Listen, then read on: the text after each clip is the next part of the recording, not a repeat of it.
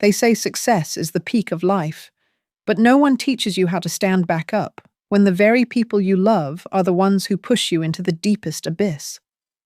I was once a renowned lawyer, someone everyone admired. At home, I was the perfect wife, sister, and mother. And then, everything collapsed in a single night. My diamond wedding ring lay cold beside the divorce papers, signed by my own husband and the sister I trusted most. I became the living witness to the cruelest betrayal within my own family. This is my story. Before we begin this story, let me know where you are listening from in the comments below. My name is Natalie Green. I'm 45 years old. And what I'm about to tell you today will forever change the way you see your own family. I remember the sound of the key turning in the door. There's something sacred about that moment. The soft, metallic click of familiarity, the return, the arrival. But that night, it didn't welcome me. It warned me. It was close to midnight. The Washington air was still on my coat, heavy with courtroom battles and airport anxiety. 5 days. 5 brutal days of cross-examinations, client calls from hotel lobbies, and microwaved dinners eaten over depositions. And still, I'd felt proud, victorious even. On the flight home, I had thought, I'll surprise them. I'll walk in, drop my suitcase, hug Caleb so tight he'll forget I missed his recital. He played the cello. I saw the video his teacher sent. He was off-key, but beaming. And I missed it. Because I was busy winning for someone else. In the cab, I clutched a cheap souvenir from a vendor outside the courthouse, a miniature Lincoln memorial for Caleb. I imagined him asking questions about the columns, about who Lincoln was, about justice. I imagined explaining justice to my son. God. The irony. I pushed open the front door. My heel caught on the entry rug like it always did, and I smiled at the familiarity. But then I noticed it. The house was too still. Not asleep. Not resting. Empty. No sound of cartoons humming from the living room. No soft thud of Caleb's feet sneaking a snack. No dog scratching lazily at the floorboards. Nothing. Just quiet. And not the comforting kind. No lights on, save for the dim lamp in the corner. I stepped further in, the air around me sharp, like I had walked into a courtroom mid-verdict. That's when I saw them. All of them. My father, Walter, standing with his back straight like the war vet he still was, even in a blazer and khakis. Brandon, sitting with his elbows on his knees, palms together, like he was praying. And Tessa. Tessa, on my damn armchair, legs crossed like a Vogue ad, calm, effortlessly poised. I opened my mouth to say something, maybe a sarcastic, "What is this? An intervention?" But the words died when I met their eyes. No one smiled. No one stood. No one moved. Except my father. He walked forward and placed a file on the coffee table like it was an offering at a funeral. Manila folder. Thin. Deceptively harmless. I stared at it, then back at them. My throat tightened. Brandon wouldn't meet my eyes. Tessa did. She stared straight at me, eyes unblinking, no guilt, no shame, just completion, as if the final puzzle piece had landed exactly where she wanted it. I took a step forward. "What is this?" Still, no one answered. "Dad?" I asked. Walter's voice was calm, neutral. "You should read it." My hands trembled slightly as I picked up the folder. I hated that they could see that, hated even more that my father, the man who taught me how to deliver a closing argument without flinching, could see me break before I even opened the damn thing. I flipped it open. Bank, records, wire transfers, hotel bills, email printouts. I knew those email addresses. I recognized the sender lines. I recognized the dates. I remembered the nights. Nights I worked late, trusting that Brandon would bathe Caleb and Tessa would help with dinner while I closed million-dollar contracts.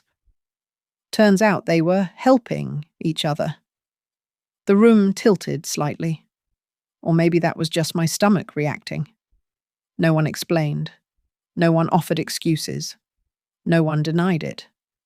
Because it was undeniable. I looked up, straight at Brandon. His jaw clenched, but his eyes were dry. I said one thing. Just one. Was any of it real? He looked away. That hurt more than any affair. I thought I'd cry, or scream, or throw something. But I didn't. I just stood there, tasting copper at the back of my throat. The kind of metallic taste that comes right before you pass out or punch someone. I didn't do either. I just walked upstairs. Every step up that staircase was heavier than the one before. Not because I was tired, but because every stair pulled me deeper into the realization that my life was no longer mine. Upstairs, the bedroom looked the same, but it wasn't. I could smell her perfume. Tessa's. She had been here, in this room, in our sheets. I walked to the edge of the bed and sat down, still in my work clothes, still holding that plastic Lincoln memorial like a damn idiot. I turned it over in my hand and laughed. Not a joyful laugh, the kind you make when the joke's on you and it's too late to care. Justice, the word etched in my profession, my life's mission, printed on that stupid souvenir like a punchline. What a joke. I sat there for a long time, maybe an hour, maybe 5. No one came to check on me, no footsteps, no apologies, not even my father, who once stood behind me after I lost my first case and said, "Real warriors lose the first fight. They win the war." This time, he stayed downstairs, and that silence, it wasn't empty. It was full of betrayal, full of choices, full of all the things they didn't say because they didn't need to. I didn't sleep. I just laid there, staring at the ceiling, listening to the hum of the refrigerator downstairs and the occasional creak of the house I no longer recognized. I thought about Caleb, where he was, what he'd been told. I thought about how Tessa used to braid my hair in middle school and tell me I'd be the best lawyer in the family. I thought about how Brandon once cried when I won my first big case, telling me I'd built us a future. Lies, rehearsed, rewritten, replaced. At sunrise, I got up. The room looked colder in daylight. Honest. I packed my courtroom heels back into their box, zipped up the suitcase I had just unpacked the week before, and placed the Lincoln Memorial on the dresser. I wouldn't take it with me. I wouldn't pretend anymore. As I stood at the door, I looked back at the bed, the place we made Caleb, the place I once called safe. It didn't feel like a goodbye. It felt like a funeral. Only no one died. Just my belief that love, hard work, and loyalty were enough. "This is not where your story ends," I whispered aloud. And I left. They called it a conversation. That's how my mother phrased it in the voicemail she left earlier that day. "Natalie, when you get home, we should have a conversation. About things. Things. As if things could cover the betrayal of a marriage, the collapse of a sisterhood, and the quiet vote of no confidence from every person I ever trusted." That morning, after what I now call the folder night, I didn't go to the office, didn't send an email, didn't return any calls. I sat in the back garden with a cup of cold coffee, still wearing my blouse from the day before, staring at the wilting hydrangeas I forgot to water last month. And somehow, I blamed myself for their death too. The sun was too bright, the birds too cheerful. My hands were too steady for the storm I knew was coming. Because they weren't done. Walter came outside around 9:30, dressed like he was going to Sunday service. Slacks, a navy blazer, the same tie he wore to my law school graduation. He didn't sit down, just stood there, looking at me like a general about to send a soldier into war. "Your mother's here," he said, quiet. I blinked. "Is Caleb with her?" He nodded. So that was it. They'd brought everyone in. I walked into that living room like I was entering court. Shoulders back, eyes dry, stomach iron-clenched. My mother sat on the edge of the couch like she didn't know where to put her hands. Caleb sat beside her, headphones on, playing some game on his tablet, oblivious to the silence vibrating through the air. Tessa wasn't there. Brandon wasn't either. Just the bloodline. Walter, stern and motionless. Mom, already crying before I said a word. And me. Always the one standing. Always the one presenting evidence. The conversation wasn't a conversation at all. It was a verdict. They told me how long it had been going on, how Brandon and Tessa didn't mean for it to happen, that it started with late-night talks, with helping each other raise Caleb while I was always at work, that Brandon was lonely, that Tessa had never been happier, and that I, Natalie Green, had lost sight of what mattered. They didn't say it with cruelty. They said it with pity, like they were trying to make me understand, as if understanding would dull the blade they had already plunged into my back. I asked one question, not to my father, not to my mother, to the empty chair where Brandon should have been. Was any of it real? No one answered, because no one could, because the moment you start justifying betrayal, you admit it happened. My mother reached for my hand. I didn't move. Her face crumpled. "Nat, sweetie, we're not choosing sides." I turned to her, ice running through my spine. "You already did." Walter cleared his throat. He hated emotions, preferred ledgers, facts, timelines. That's why he gave me the folder. Not for drama. For proof. But this wasn't about proof anymore. This was about dignity. Mine, leaking out onto the hardwood floor with every sentence they thought would bring me peace. I stood up. I hope Caleb didn't hear any of that. My mother shook her head. "We kept him upstairs. He doesn't know anything." I exhaled. At least that. For now. I walked upstairs slowly, each step echoing the way my marriage used to. Solid, predictable, comfortable, until it cracked, opened the door to Caleb's room. He looked up, pulled his headphones down. "Mom, you're back." His face lit up like the sun itself. I didn't deserve that kind of light. Not after all I'd failed to protect him from. He showed me a new drawing taped to the wall. It was a dragon, bright red, fierce. "I named him Justice," he said proudly. I smiled. A real one. The first in what felt like years. I hugged him longer than usual. He didn't ask why. Kids know. They always do. They just wait until we're ready to tell them. That evening, Brandon came home.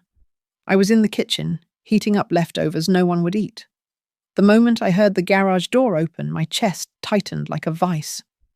He walked in slowly, careful, like I was a bear in the woods. "Can we talk?"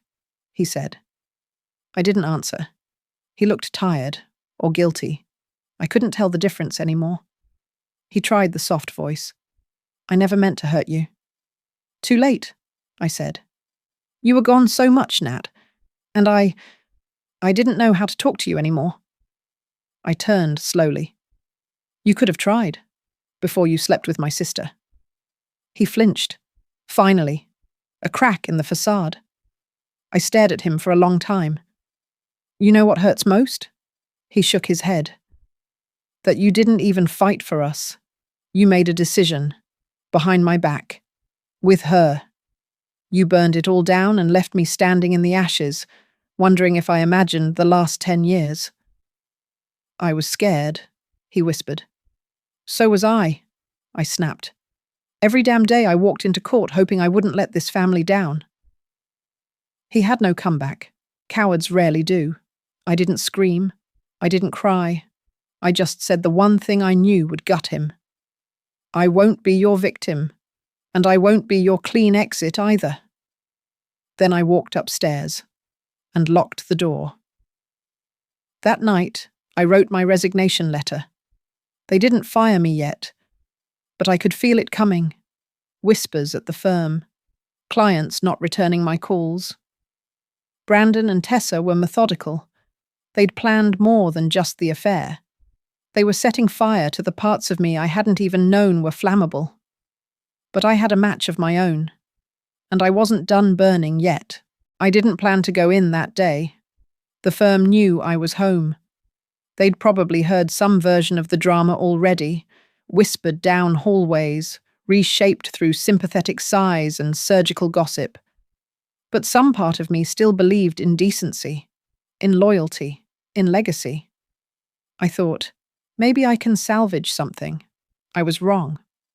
At 8:07 a.m., I got the email. Subject line, change in position status. No call, no meeting, just that. I opened it with the same hand I used to sign million-dollar settlements. Dear Ms. Green, as part of the firm's internal realignment and in accordance with recent reviews, we regret to inform you that your role has been deemed redundant, effective immediately. Redundant. I'd spent 12 years building their biggest accounts. I trained half the current partners. I was the reason our name appeared on the shortlists for national awards. But none of that mattered now. I tried to log into my firm portal. Access denied. Checked my cloud files. Wiped. The quiet erasure of a woman no longer needed. I reached for my banking app. I wasn't even thinking clearly, just moving. The screen hesitated. Then, 0 I refreshed. Again. A red banner appeared across the top. This account has been temporarily frozen. Please contact customer service. I sat down slowly, as if gravity had just remembered how to punish me. I called the bank. Security questions. Transfer. Hold music. A man with a calm, disinterested voice said, "There was a request late last night to freeze the account due to a contested authorization." I asked, "Who submitted the request?" "I'm afraid we're not authorized to share that information without a subpoena, Ms. Green." I almost laughed. I was a lawyer. A good one. Now I couldn't even unlock my own debit card. I opened my personal email, something I hadn't done since the night everything shattered. 36 unread messages, 7 password change alerts I didn't request. Someone was cleaning house. And I wasn't the cleaner anymore. My entire life had ghosted me. My job, my identity, my name. I looked around the condo where I'd once celebrated promotions, birthday parties, and Caleb's first steps. The family photo on the hallway wall had been removed. Only a square of dust remained where it had hung. A ghost of the life I no longer owned. I had nowhere to go. Nowhere that didn't carry their scent, their betrayal, their fingerprints. So I went back to the beginning.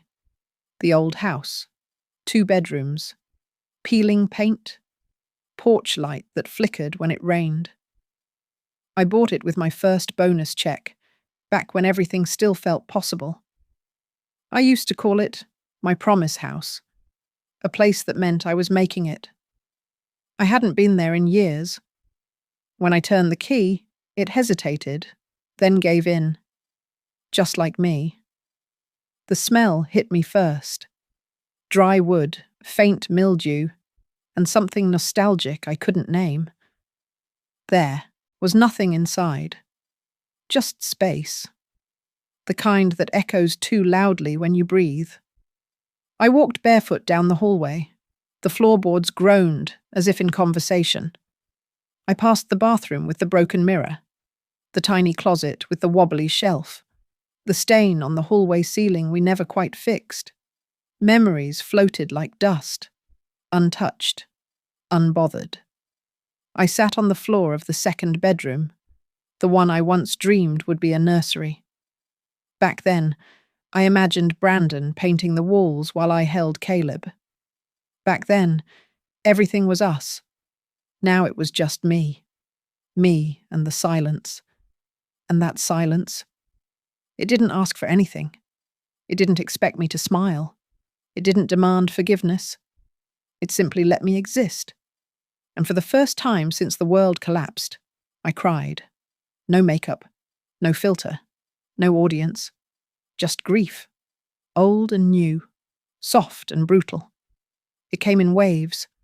I cried for what was stolen, for the woman I used to be, for the little boy who would grow up asking questions I didn't have the strength to answer. I cried because silence doesn't lie, and this house, in its emptiness, told the truth. When my body stopped shaking, I wandered into the kitchen. Still smelled like lemon cleaner and memory. I opened the fridge, unplugged, empty. The silence inside it was familiar. I closed it again, then noticed something on the counter. A chipped mug, upside down. I turned it over. The faded lettering read, "Keep going. You're almost there." It was a gift from Mia, one of the junior associates I mentored before she quit to chase her dream of starting a legal non-profit for single mothers. I told her she was brave.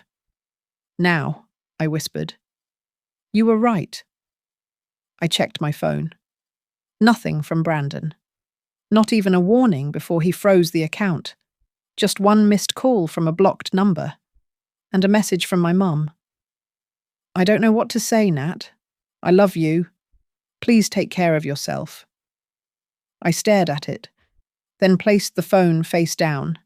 I couldn't take one more voice that said, "I love you," but still stood in silence while everything I built burned. Night settled in. I dragged a mattress from the storage closet, threw a blanket over it, and laid down fully clothed. My body felt heavier than it should have. The ceiling stared back at me. Cracked, water-stained, real. This wasn't a luxury condo. This wasn't a house of curated lies. It was mine. Raw. Forgotten. But mine. And here, I didn't have to smile. I didn't have to win. I didn't have to pretend.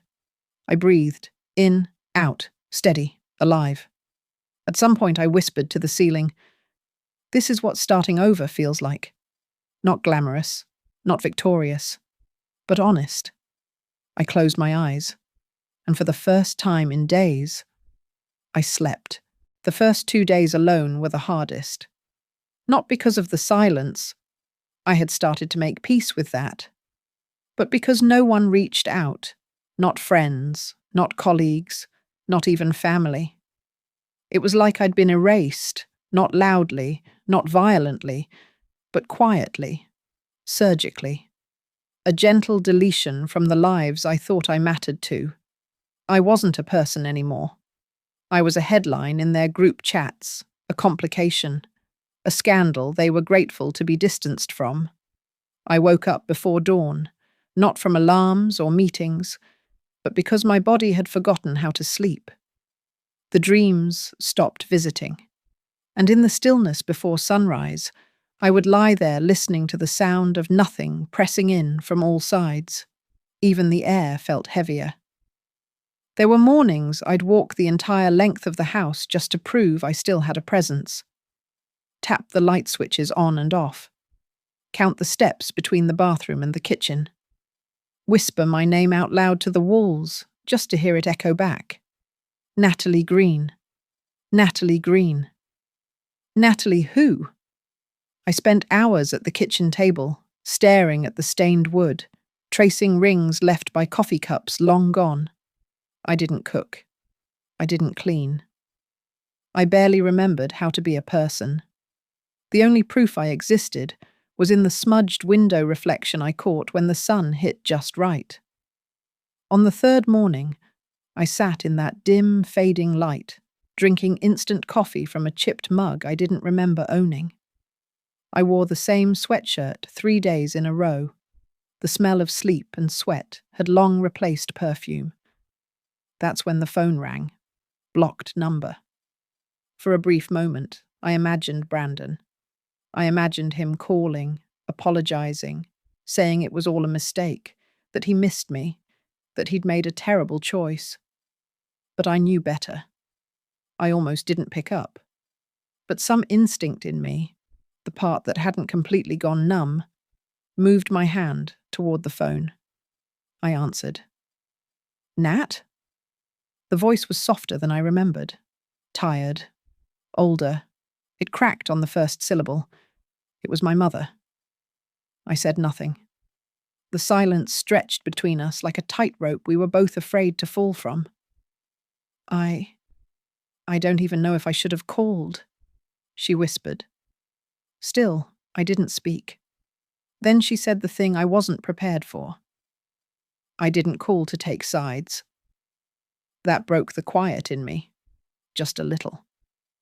I didn't ask you to, I murmured, eyes locked on the peeling corner of the windowsill. She exhaled into the receiver. I know. But I thought you might want to hear it, that I'm still your mother, even if I haven't acted like it lately. There was a long pause. My throat tightened.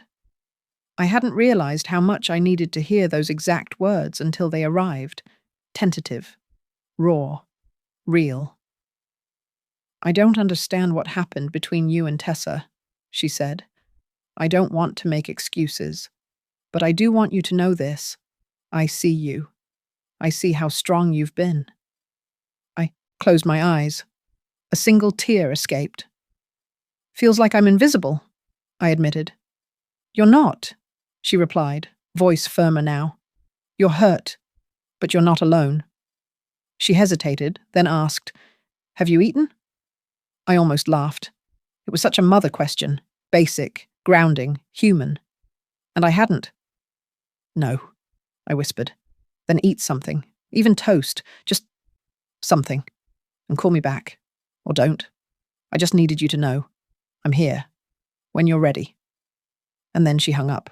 No demands, no lectures, just a door, left open. That night, Walter came. No text, no knock, no hesitation. I heard the firm knock of his shoes on the porch before I saw him. He was dressed like always. Pressed slacks, old army jacket, quiet strength. When I opened the door, he didn't ask to come in. He just stood there, looking at me the way only a father could, scanning for fractures, quietly counting the parts of me that hadn't yet fallen. You eating? He asked. I nodded, but we both knew I was lying. He handed me something wrapped in an old cotton handkerchief, frayed at the edges, yellowed with age. I unwrapped it slowly. It was a watch. Brown leather band, scratched face, but still ticking. Granddad's? I asked. He nodded once. Then mine. Why give it to me now? I asked, my voice barely a breath. Walter looked me straight in the eye. Because it's not for keeping time. It's for remembering who you are. I stared at it. Heavy. Solid. Worn. But alive. You're still the best damn lawyer I've ever seen, he said. And more importantly, you're my daughter. That doesn't change. I swallowed hard. But I don't even have a firm anymore, I whispered. He shrugged. Then build something better. He didn't say goodbye. He just nodded and walked back to his truck, the tail lights fading into the night like the last page of a book. After he left, I sat in the living room chair, the only one the movers hadn't taken, and watched the sky turn from ink to ash to violet. I wrapped the watch around my wrist. The ticking was soft but steady, like a reminder, like a heartbeat. That night, I cooked, burned the garlic, overcooked the pasta, used too much salt, but I cooked. I set a place for one at the table, poured a glass of wine, lit a candle, because rituals matter, even when there's no one watching. especially then. I didn't toast, I didn't make a speech. I just chewed and breathed and allowed the silence to sit with me, not as a punishment, but as company. When I went to bed that night, I wore the watch, not as armor, but as a promise that the girl who once fought for justice wasn't gone, just buried, waiting. And I was ready to start digging her out. I never thought I'd tell this story, not because I was ashamed, not anymore, but because I thought it ended with silence. You survive a storm like mine, and for a while you think the best thing to do is move on without looking back. Keep your head down, do good, stay quiet. But then, a woman sits across from you in your office, her hands shaking as she clutches a folder full of lies, and you recognize the look in her eyes. You've seen it in your own mirror. And suddenly, your silence doesn't feel like peace anymore. It feels like unfinished business. It had been nearly a year since everything broke. The Green Justice Collective was no longer a hopeful idea. It was a home. For truth, for safety, for women like me. I had found a rhythm, not balance, not perfection, but rhythm.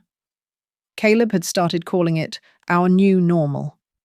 We had taco nights, homework on the kitchen table, a list on the fridge called house rules. Rule number 1 was laugh first, clean later. Some days I still flinched when my phone rang unexpectedly. Some nights I still dreamt of that empty house, the one where my marriage died quietly. But healing is not a straight line.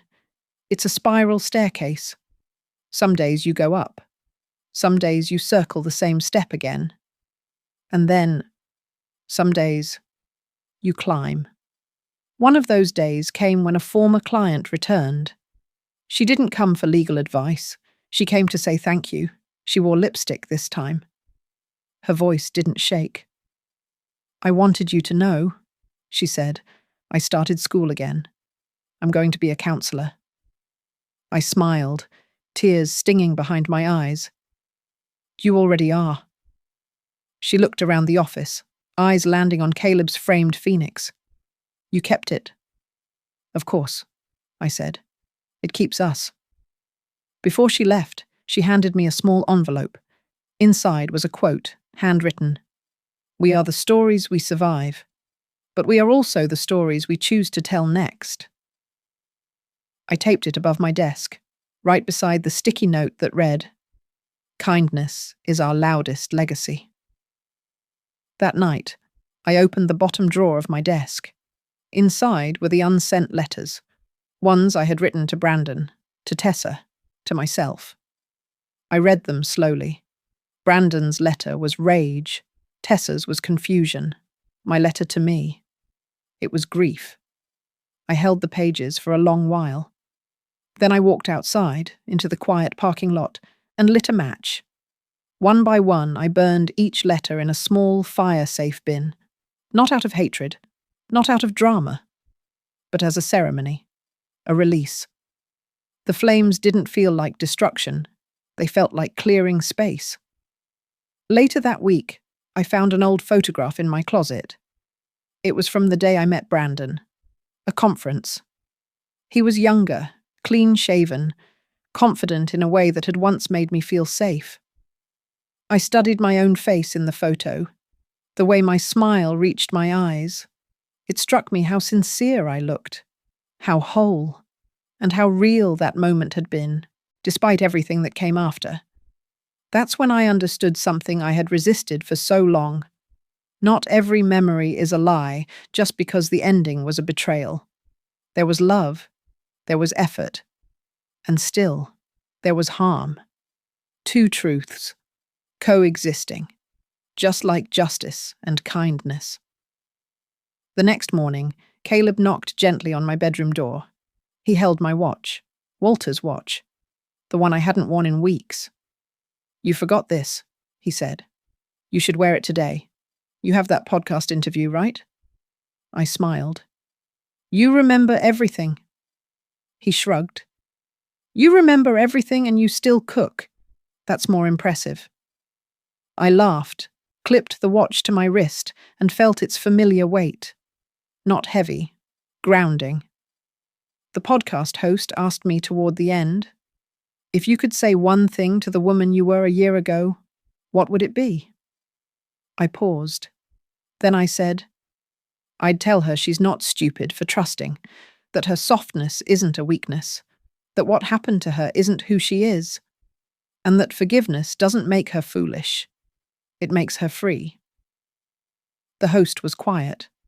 Then he asked, Do you forgive them? I replied, I forgive myself.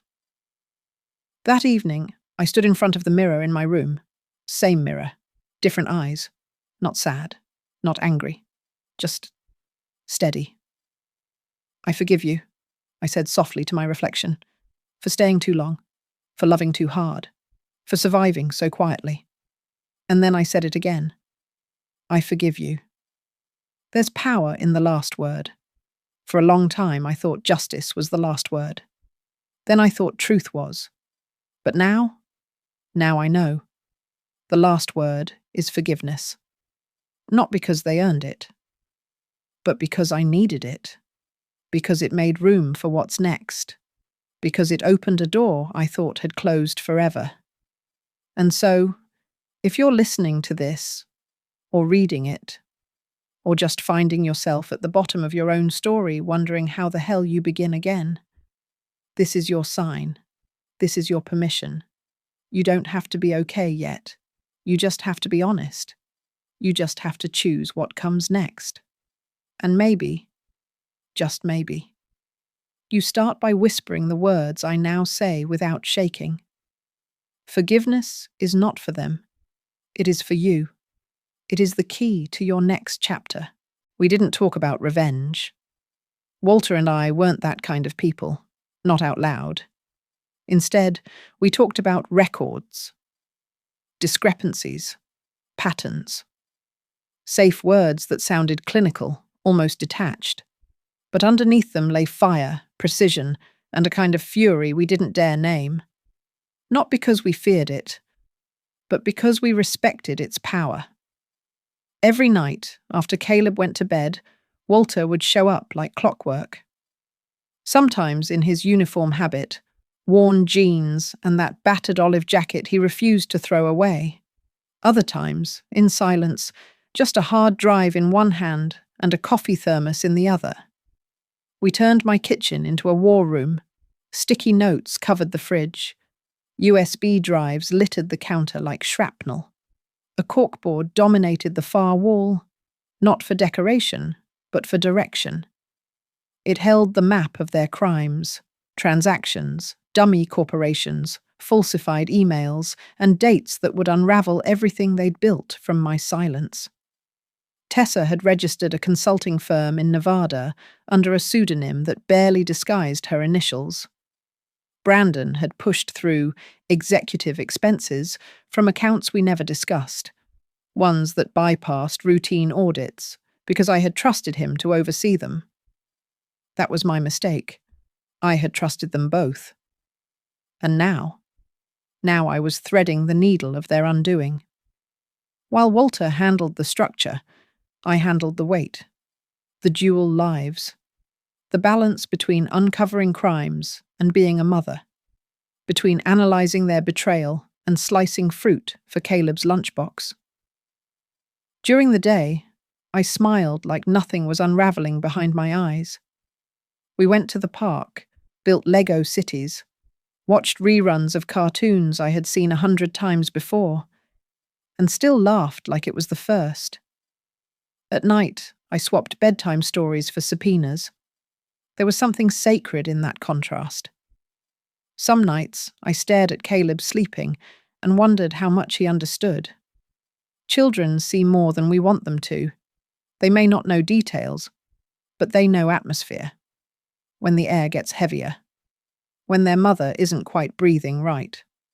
One evening, after a brutal strategy call with Amelia and my investigator, I walked into the kitchen to find Caleb at the table, silently colouring. He didn't look up when I came in, just kept drawing. "What are you working on?" I asked, placing my laptop on the table. He shrugged, then held out the page. It was a bird, crooked wings, rising from flames drawn in orange and red. The lines were messy, but intentional, full of motion. Beneath it, in careful capital letters, "Mom is a phoenix." My breath caught. I had to turn away, pretending to fill a glass of water. The tears came too quickly. He didn't ask. He just went back to colouring the sky behind the bird. The next morning, I taped that picture above my screen, right next to the case notes. It became my compass. Every lie I unearthed, every number I double-checked, every document I annotated. I did it under the gaze of that firebird. Not to punish, to protect, not to scorch the earth, to rise from it. Walter noticed it too. He didn't say much about it, just occasionally glanced at it mid-discussion. But one night, as we reviewed one of Tessa's altered invoices, he leaned back in his chair and said, "You always had fire, even when you were a kid. You argued with your middle school science teacher about cell division. You were right, of course." I smiled. "That sounds exhausting." He smirked. It was, but it was also impressive. Then he got serious. "Most people crumble when the floor disappears. You draw blueprints for a new building while the rubble's still smoking." That stayed with me, long after he left that night. Weeks passed in routine. Wake, mother, build, document, sleep, repeat. I no longer flinched at the sound of emails. I stopped checking Brandon's socials. I deleted the voicemail Tessa left, saying, "Can we talk?"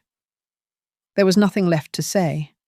And honestly, if they were starting to feel the noose tighten, good. Because I wasn't fighting for vengeance anymore.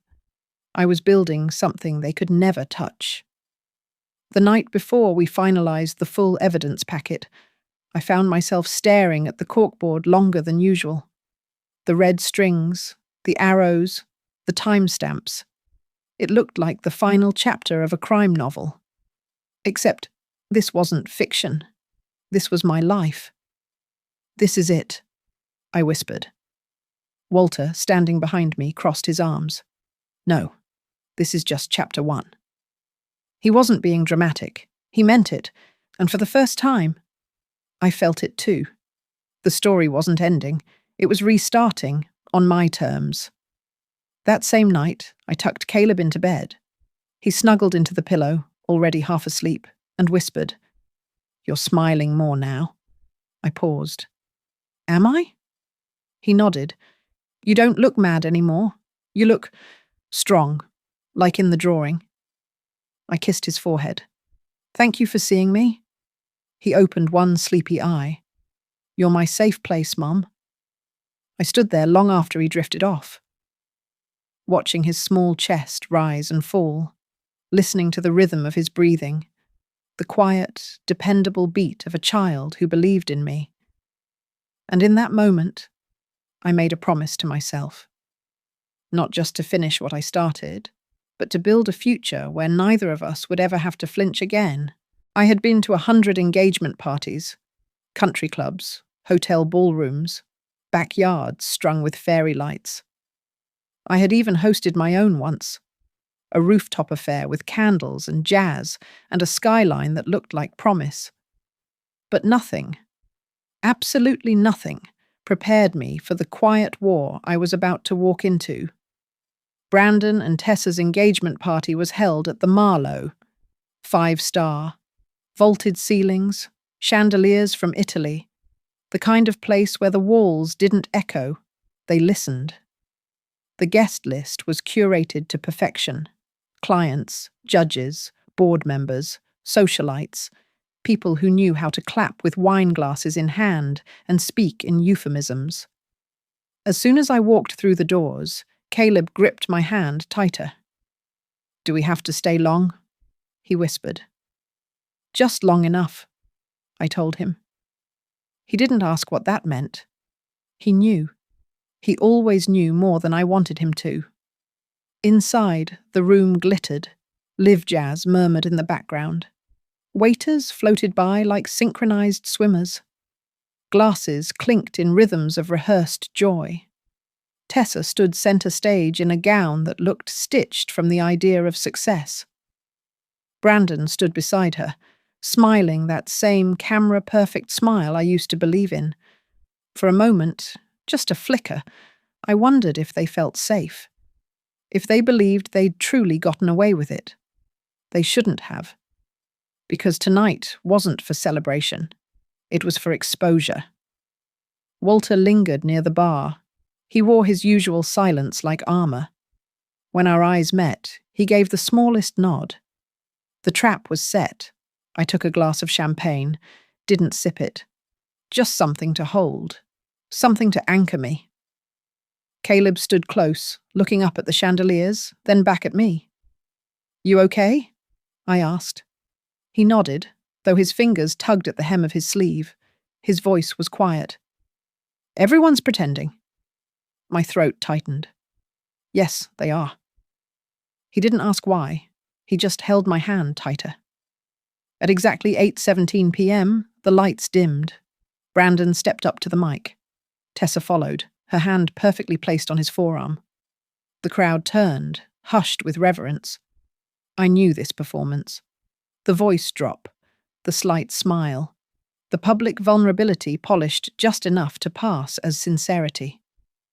"Thank you all," he began, "for being here to celebrate something that means the world to us." He went on, praising Tessa, thanking the firm, even referencing his previous marriage as a learning experience, a path that led me to true love. I didn't blink. I didn't breathe. Because the moment was coming. And then it came. The projector screen behind them flickered. A few guests chuckled, assuming tech trouble. But this wasn't a glitch. This was planned. The screen cut to black. Then, a side-by-side document display. Brandon's signature authorizing a wire transfer to a shell company. Tessa's pseudonym signing the receipt. Dates, amounts, routing numbers, gasps, murmurs. Then the second file appeared, an email thread between the two, mocking me by name. Jokes about stealing from the Queen while she's too busy lawyering DC. Quotes like, "She built the kingdom. We'll take the gold." Someone dropped a glass. It shattered against the tile. Brandon froze mid-sentence. Tessa stepped back, her face pale as bone china. More files, more transactions. A visual chain of deceit looping behind them like a dam bursting open. The room fell into a stunned hum. One guest whispered, "Is this real?" Another said, "That's her company seal." Brandon turned to the screen, stunned, then turned back to the crowd like he could fix it with charm. "Everyone, please. This is clearly a mistake. Some kind of—" Tessa pulled him aside, hissing something that made his face twist. He shoved her hand off his arm. She slapped his chest. He raised his voice. The crowd, already on edge, erupted in a wave of confusion. It was chaos, dressed in couture. I didn't move. I didn't need to. The truth was louder than any words I could have screamed. Caleb whispered, "Mum, they're fighting." "I know," I said gently. "But we're not." He nodded, eyes locked on the scene unraveling before us. And somehow, impossibly, I felt peace. The kind of peace that comes not from revenge, but from reclaiming something that was stolen. Not my company, not my reputation, but my voice. Walter appeared beside me as the crowd parted like a sea of silk and scandal. "That went smoother than I thought," he murmured. I raised an eyebrow. "That was your version of smooth?" He gave a rare grin. "It's not about how loud it lands. It's about who's left standing." We turned to leave. Outside, the night air hit us like truth, sharp, sobering, real. Caleb climbed into the back seat, quiet, thoughtful. He reached into his backpack and pulled out the folded Phoenix drawing, smoothed it on his lap, didn't say a word. As I buckled in, he looked up and asked, "Are they going to jail?" I paused. "Eventually." He nodded. "Okay." Then, after a moment, "Do we have to come to any more of their parties?" I smiled. "No, baby. That was the last one." He leaned back, finally at ease. Later that night, in my bedroom, I undressed in front of the mirror, removed my earrings, slid the zipper down, let the dress fall like armor I no longer needed, and I looked at myself, not as a woman scorned, not as a mother navigating brokenness, but as someone who had stood in the fire and didn't flinch. I wasn't trying to win anymore. I had already won. Because while they curated lies, I had cultivated something stronger: clarity, purpose, freedom. And in that mirror, I saw the truth for the first time. They hadn't broken me. They had built me. The morning after the engagement party, the sun rose as if nothing had happened. But everything had changed. The lies had detonated. The masks had fallen. The truth had echoed so loudly the night before, I thought it might still be vibrating in my bones. But the world, stubbornly indifferent, kept turning. Emails arrived. Coffee brewed. Birds chirped. My neighbour watered his lawn. And Caleb didn't come out of his room. At first I thought he might be tired. The night had been heavy, even for an adult. But by mid-morning, the silence pressing behind his door became more than stillness. It became weight. I knocked once. No answer. I opened the door slowly. He was sitting on the floor beside his bed, wrapped in the blue blanket he'd had since he was 5. The same blanket he used to pretend was a superhero cape. Now, it looked like a shield. He didn't look up, just sat there, knees tucked tight, eyes hollow. My heart clenched, not in fear, in recognition. He looked exactly like I had, the day Brandon handed me the envelope and called it truth. "Caleb?" I said softly. He didn't flinch. I crouched beside him. "Can I sit with you?" He gave the slightest nod. I sat cross-legged beside him on the carpet. No questions. No rush. Just presence. After a long, aching silence, he whispered, "They lied." "I know." "They hugged me, took me for pizza, said it was okay that you were busy, said they'd take care of me." His voice cracked like ice. "But they were stealing.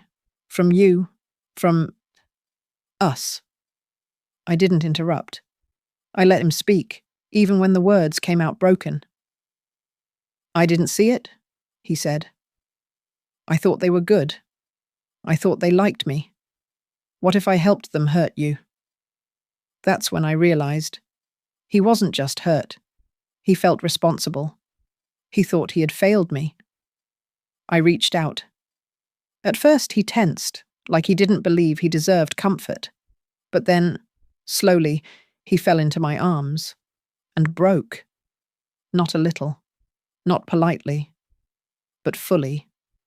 Loud sobs that came from the center of his chest, as if his whole body was expelling something too heavy to carry. "I should have told you more," he said. "I should have noticed the weird things they said. I should have known they were lying." "No," I whispered, holding him close. "You were a child. You were supposed to feel safe. That was their job. They failed you, not the other way around. But I let them in. You trusted. That's not weakness. That's bravery." Eventually, his sobs slowed. His breathing softened. We sat like that for what felt like hours. Time collapsed in grief and grace. I wiped his cheeks gently. "Look at me," I said. He did. His eyes rimmed with red, but clearer than they had been in weeks. You are forgiven, my son, for anything you think you missed, for anything you feel you should have done. There is no blame here, just love and truth. And from now on, we walk forward together. He nodded, quietly, but I could feel the weight shift, not gone, but no longer crushing. That afternoon I got the call. Amelia's voice was calm, clipped. The federal subpoenas are in. Brandon and Tessa have been served. 3 counts of wire fraud, conspiracy, financial misconduct across state lines. I stared out the window. Birds flew across the grey sky. A plane etched a line of vapor across the clouds. It's beginning, I said. Yes, she replied. And you'll need to be ready. Later, a quiet knock came at the door. A US Marshal stood on the porch, polite but unreadable. He handed me a sealed envelope. I signed where he pointed. As he turned to go, he paused. Ma'am, you sure you're all right? I glanced behind me. Caleb was at the kitchen table, drawing. This time, the phoenix had brighter wings. I will be, I said. He nodded and disappeared down the walkway. Brandon and Tessa didn't show up on the evening news. But they would. The court wouldn't move fast. Justice never did. But it would move. And for the first time, I didn't feel the urge to force it. Walter called later that night. His voice, as always, was minimal. They've been served. Good. And you? He asked. I looked around the room. No papers to shred, no lies to chase, just my son. A quiet home, and a calendar without court dates, at least for now. I'm tired, I admitted. But I'm home. Really home. Before bed, I noticed something new on my desk. A sticky note. It read, "Truth is heavier than lies, but easier to carry when someone helps." Underneath, Caleb had drawn 2 stick figures, one with a cape, the other with long hair, holding up the wings of a rising phoenix. My breath caught. I placed it beside his older drawing, the one from months ago. The phoenix then had looked charred, wounded. This one was soaring. That night I couldn't sleep, not from anxiety, but from stillness. A new silence, one not born of abandonment, but of peace. I lay in bed and let the quiet speak, and what it told me was simple. You survived. You didn't become them. You chose the law. You chose light. I touched the envelope on my nightstand, the one the marshal had brought, and then I left it unopened. I would open it tomorrow. Tonight, I had already found the closure I needed. The next morning, I woke to the smell of toast. Caleb was in the kitchen, still in pajamas, cutting strawberries in uneven chunks. He turned when he saw me. Thought I'd try making breakfast. You did. I smiled. That's ambitious. He shrugged. We gotta start somewhere, right? I walked over, kissed the top of his head. Yeah, we do. We sat down together. No phones, no lawyers, no ghosts, just jam, toast, and the sound of healing. 6 months. That's how long it took to turn grief into something real. Not revenge, not even justice. But something useful. It started with a sketch Caleb left on the kitchen table. A new phoenix, rising, of course, but this time, not alone. 2 figures beside it, holding it up. One looked suspiciously like me, though he swore it was a generic woman with great hair. Next to it, he wrote in blocky, kid handwriting. For the mums who still fight, even after the world says they should give up. I stared at that drawing until tears blurred the ink. That's when I knew what I had to build. The Green Justice Collective wasn't born from vengeance. It was born from exhaustion. Exhaustion from watching women come into law offices, mine, others, eyes hollowed, voices cracked, dignity eroded. Women who had been discarded, betrayed, and then blamed. I didn't want a comeback. I wanted a counterattack, one stitched with empathy, not anger. So I sold the last of my jewelry, a bracelet Brandon gave me the day I passed the bar, and used the money to rent a corner office above an old bookstore. Paint peeling from the walls. One window cracked. But the lock worked, and the sunlight hit the desk just right at 9 a.m. Walter came out of retirement, said he'd help only with the boring stuff. He lied. He was there every day by 8 hours with case files and a half-eaten bagel. Caleb insisted we paint the walls teal. Teal is bold, he said. It's like blue after therapy. I laughed harder than I had in months. We had no receptionist, just a bell on the desk and a sign in the window. This office believes you. Our first client walked in on a Tuesday. She didn't say her name, just clutched a manila folder and said, "He said no one would believe me." "I do," I told her. I didn't say it to sound heroic. I said it because I remembered what it was like to be discredited, to watch your world collapse while people applauded your strength. Within 3 months, we had 22 open cases, women from every walk of life, some with bruises, some with contracts, some with years of silence. One woman brought her 9-year-old daughter with her. The girl coloured quietly in our kids' corner while her mother gave a statement.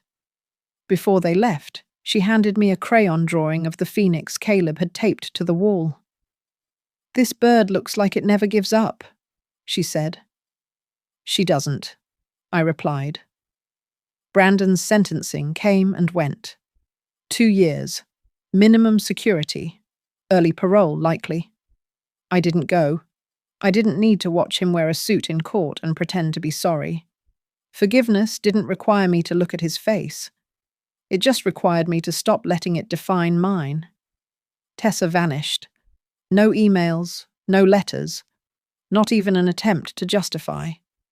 Her silence was the closest thing to peace she ever gave me. One night in late spring, Caleb and I stayed late in the office, finishing paperwork. He looked up from his homework and asked, "Does this mean we're safe now?" I set down my pen. "Why do you ask that?" He shrugged. "Because you smile different now, like it's real, like you're not scared someone's watching." I swallowed hard. "We're not safe because the danger's gone," I said. "We're safe because we learned how to protect our peace. That's stronger than any lock." He nodded slowly, then reached into his backpack and pulled out a new drawing. A phoenix again, but this one was wrapped in vines, green ones. "It's growing roots now," he said, "not just wings." That weekend, I hosted our first family dinner in over a year. Walter brought wine and sarcasm. My mother brought rolls and her cautious hope. Caleb cooked lasagna, proudly over-baking it to make the edges crunchy. We laughed. We remembered. And no one walked out. Mid-meal, Caleb disappeared into his room and returned with an envelope. Inside was a hand-drawn certificate.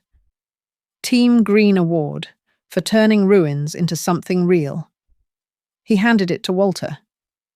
"You were the first person who told Mom she still mattered." Walter blinked rapidly. "I just did what any good lawyer would do." "You did what a good man would do," I said. The table fell silent, not out of awkwardness, but reverence. For the first time in a long time, we felt like a whole family. Not the family we started with, the one we chose to keep. Weeks later, I walked past the courthouse and saw one of our earliest clients exiting with her head held high. She looked different, not just in her posture, in her power. She saw me. She didn't wave. She just nodded, and that nod felt better than any courtroom win I'd ever had. That night, I sat at my desk, pulled open the drawer, and took out the watch Walter gave me. For a long time, it had felt like a symbol of what I lost. Now, it felt like a promise to what I'd become. I slid it on and whispered, "I'm not done." Then I wrote 5 words on a sticky note and pinned them next to Caleb's latest phoenix. Kindness is our loudest legacy. Because it is. Because it must be. I never thought redemption would begin in my father's garage. It wasn't some grand office or courtroom lined with mahogany shelves and framed accolades. It smelled like oil and dust and cold metal. But that place, quiet and worn, was more sacred than any courtroom I'd ever stood in. That night, Walter didn't speak right away. He moved with purpose, the same way he'd moved all his life, like every step was a statement. He opened the old file cabinet, pulled out a folder thick with paper, and laid it on the workbench like he was laying down a weapon. "You're gonna want to sit," he said. I didn't. I stood there, arms crossed, watching him the way a daughter watches the man who taught her how to fight, without raising his voice. He slid the folder across the table. I opened it slowly. Tab after tab, labelled and ordered with terrifying precision. Walter never did chaos. Inside, spreadsheets, transfers, shell company registrations, private email exchanges. I blinked. It was a map, a trail. Straight to Brandon and Tessa. They hadn't just betrayed me. They had dismantled everything I helped build. Green and Coal was bleeding money into fake consulting firms and overseas shell corporations. The fraud was sophisticated, but not invisible. You just had to know where to look. And Walter knew exactly where to look. "I started pulling this together the night you walked away without a word," he said.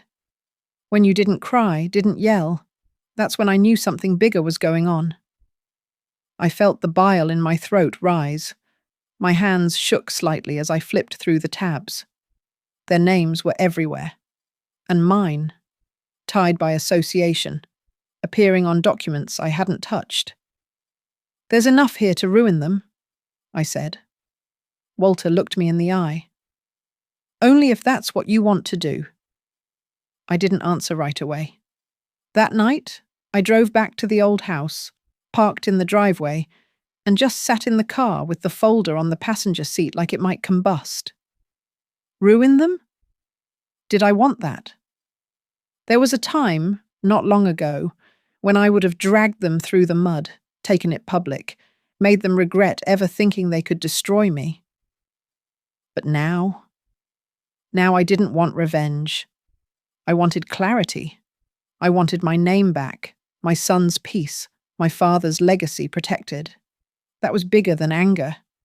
I went inside and opened the box labelled Nat and Brandon. I hadn't touched it since the move. Inside were relics of a life that now felt like someone else's. A dried flower from our engagement, a silly concert ticket stub, a love note written in Brandon's college scrawl that ended with "always yours," and at the bottom, nestled in black velvet, was the sapphire necklace. He gave it to me the night we signed our first 7-figure client, called it our war medal, said I was his general, said I made him believe in power with purpose. I used to believe him. Now I just stared at that gem and felt nothing. I held it for a long time, then shut the box. The next morning, I sold it. It fetched just under $4,000. The pawnshop clerk said it was a beautiful stone, probably a gift. I just smiled. Not anymore. I used the money to retain a forensic accounting expert, someone Walter trusted from his military years. Then I called Amelia, a former classmate from law school who'd once been a thorn in my side during debate, and was now one of the sharpest federal litigation attorneys I knew. She owed me a favor. I cashed it in. Within 48 hours, I had a working team. Quiet, loyal, efficient. We didn't talk about justice like it was a slogan. We built it. Those days blurred together.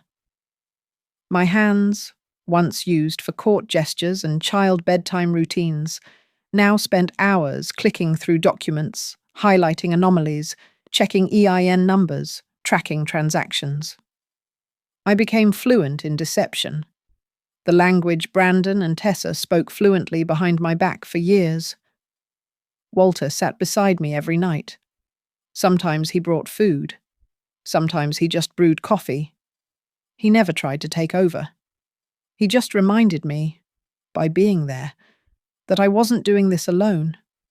Not this time. One night, while sorting through encrypted emails, I opened my laptop to find a drawing taped over the corner of the screen. A phoenix, drawn in crayon, messy and wonderful. Caleb's signature proudly scrawled in the corner. Mom, Firebird, it read. That one broke me. I hadn't even told him what I was doing. He just knew. He felt the change. The quiet war I was waging from behind a second-hand desk. I touched the drawing, eyes burning, and whispered, I'm doing this for you, baby. For every woman you'll ever love. So you'll know what strong really looks like. I didn't file a lawsuit. Not yet. I filed a whistleblower report, federal, anonymous. The IRS and DOJ would take it from there. I also quietly formed an LLC, one that couldn't be traced back to the firm. It was early, raw, barely more than an idea, but it had a name, Verdict Rising. The mission wasn't revenge, it was resilience. It was giving voice to women who'd been blindsided and silenced. Like me. I didn't text Brandon, didn't confront Tessa. Because they weren't the point anymore. The point was rebuilding, stronger, cleaner, quieter. Every click of my keyboard was a brick in something new. I had nothing to prove to them, but everything to build for myself. Revenge is fast and loud, but justice is patient. It's designed, calculated, built with intention, layer by layer. And I was the architect now. There are truths that, once revealed, can make your entire life collapse. But sometimes, from that very ruin, you find the path back to your deepest self. Natalie did not seek revenge with retaliation, but with rebirth. She didn't need to make anyone fall. She only needed to learn how to stand firm with herself, and that was enough. Forgiveness is not a gift for the betrayer. Forgiveness is the light you offer to your own heart after it has endured too much darkness. It is the final whisper you tell yourself before you begin writing a new chapter. A chapter where you are the one holding the pen.